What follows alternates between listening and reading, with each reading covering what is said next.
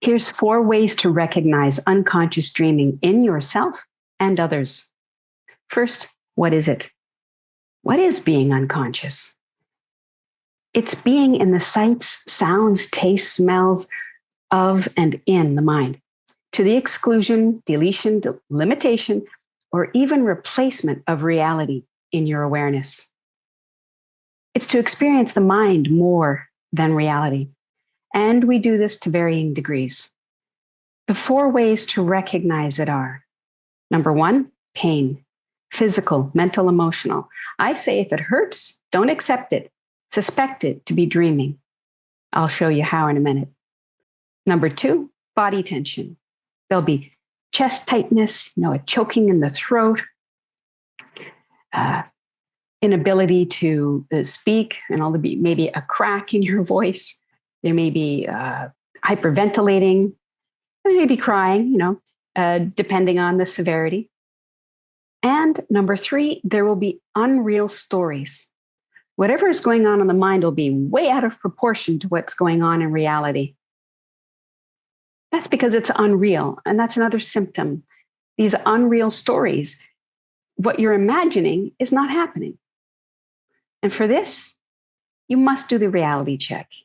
I teach people the reality check in multiple different ways. And one is the question, is it in the mind or is it in the room? It being whatever you think is going on, whatever the problem is. Stop and ask yourself, is it in the mind or is it in the room? And this is a way to tell, is it real or is it in the mind? And there's some important subtleties here you can learn. But I'm going to move on to number 4. That is mixing up tenses, your language tenses. This is a symptom of dreaming, because only by dreaming can you say things that are not in existence, unreal. So what's going on here is you're meaning the past, but you're speaking about it presently. You may say things like, I always forget to, or I never can. What are you talking about here? Are you talking about now? You may see you're not actually talking about now. What are you doing here? You are recalling some things in the past that happened, and you're coming to a conclusion about you, which is even worse. And you're speaking about something like as if it's happening now, but it's not. So, symptoms of this: past tense language in the present. You're speaking about the past in the present. Future tense language in the present.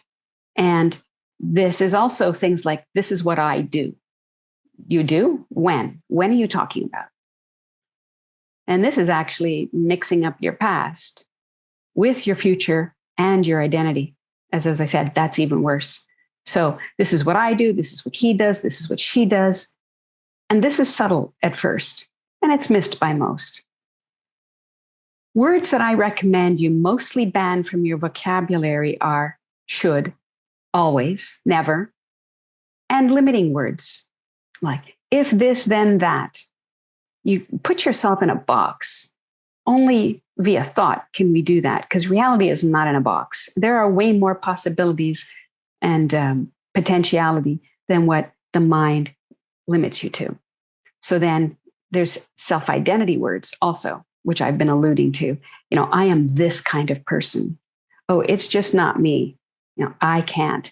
When it comes down to your identity, this is the most severe. It's the most painful and the most limiting. Okay, so here's a bonus point. In others, if you are present, you may also notice some things about them. You may have a sense like you don't exist to them for the time that they're dreaming. You may see them nearly constantly looking up, across, down, and around, not looking at you. Why? What are they doing? They're looking at the movie in the mind. That's what I call it. They're getting excited or angry or sad. They're getting involved when the past event that they're describing is not happening now. A small degree of eye movement is normal. We do that when we access memory in the mind. But when they are never present, they're not here. You're not in their reality. The movie is grand staging. It's pretty much to them, it's all they have while they're doing that. And some people may go on for a long time before returning to you and reality. So there you have it. 4 ways to recognize unconscious dreaming in yourself and others: pain, body tension, past tense language, mixing it up, and unreal stories of things that are not actually happening. Now, remember these 2 keys. Is it in the mind or is it in the room? And if it feels bad, don't accept it, suspect it to be dreaming.